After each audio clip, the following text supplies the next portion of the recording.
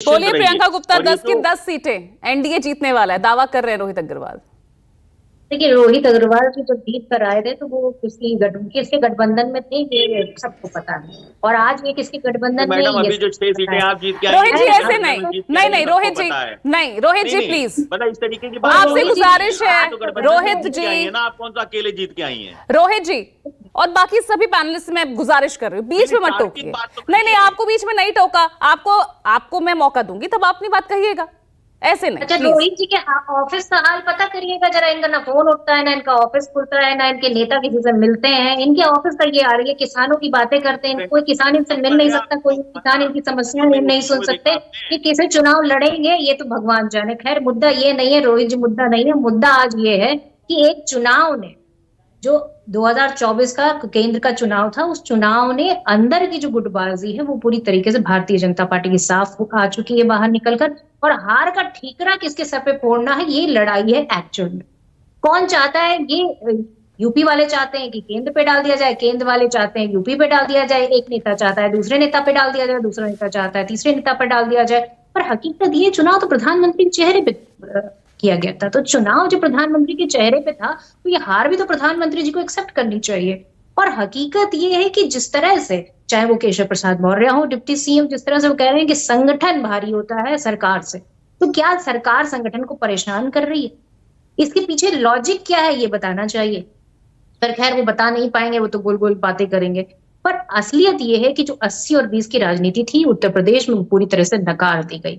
उत्तर प्रदेश ही नहीं बल्कि बद्रीनाथ देख लीजिए, आप हिमाचल की सरकार देख लीजिए, हर जगह से नकार दी गई है इनकी इस तरह की जो राजनीति, एक तुष्टीकरण की जो बात कर रहे थे वो उस तरह की राजनीति। और अभी भी ये नहीं समझे हैं। इसका कारण ये है क्योंकि इन्हें अभी भी जो है इनके पैरों के नीचे जमीन नहीं है, फिर भी इन्हें यकीन नहीं है। फिर भी ये बात नहीं करेंगे बेरोजगारी की। बेरोजगारी पे मुद्दे पर ये बोल नहीं सकते।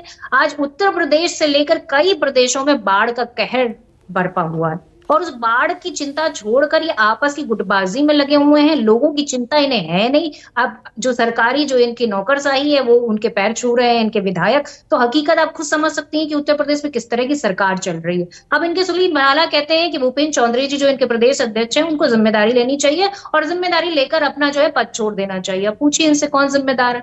जिम्मेदारी को लेने को नहीं तैयार है। अब जब पार्टी की जिम्मेदारी नहीं लेने को तैयार है, तो आप बताइए प्रदेश अध्यक्ष ने ली ना जिम्मेदारी, नैतिक जिम्मेदारी ली ना उन्होंने यूपी की हार की।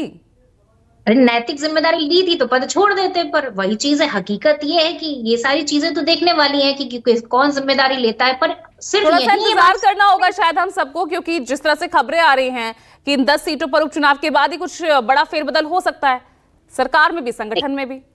देखिए, 10 सीटों के अगर चुनाव की बात की जाए तो 10 की 10 सीटें भारतीय जनता पार्टी हारने जा रही है, क्योंकि भारतीय जनता पार्टी के पास ना कोई मुद्दा बचा है जीतने का, और ना ही वो जनता के बीच में है, और ना ही जनता की समस्याओं के साथ खड़ी है।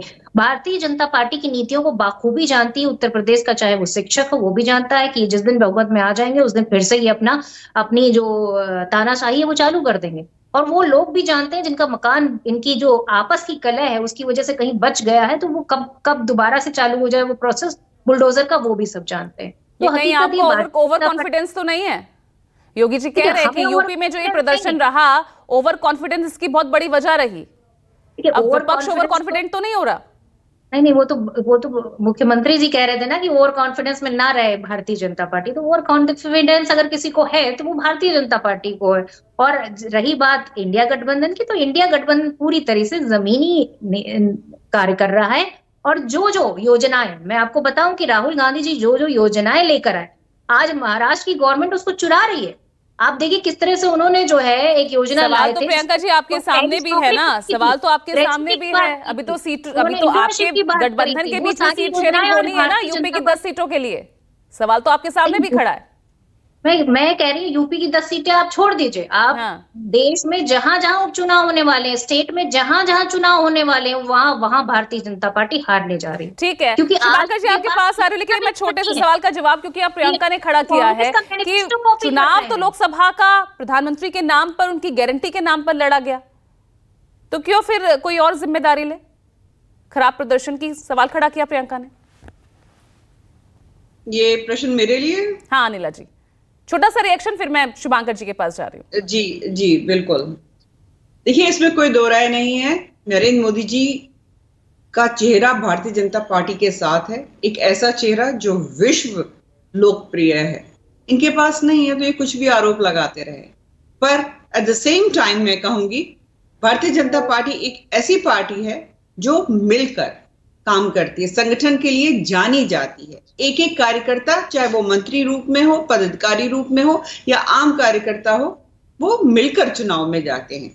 ठीक है, और जिम्मेवारी किसकी है, किसकी नहीं है, किसको हार या जीत का श्रेय लेना चाहिए या नहीं लेना चाहिए, मुझे लगता है ये भारतीय जनता पार्टी के कार्यकर्ताओं के ऊपर छोड़ दीजिए ना, कि हम किसको श्रेय दे रहे हैं, किसको श्रेय नहीं दे रहे हैं।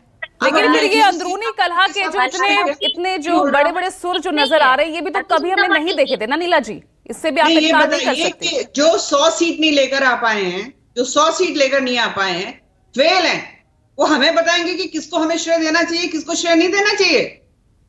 अखिलेश यादव जी 2022 में मुख्यमंत्री का ताज सर पर लगाने के लिए तैयार बैठे हुए थे, पता नहीं किस खुशफहमी में थे, बने मुख्यमंत्री। राहुल गांधी बने प्रधानमंत्री।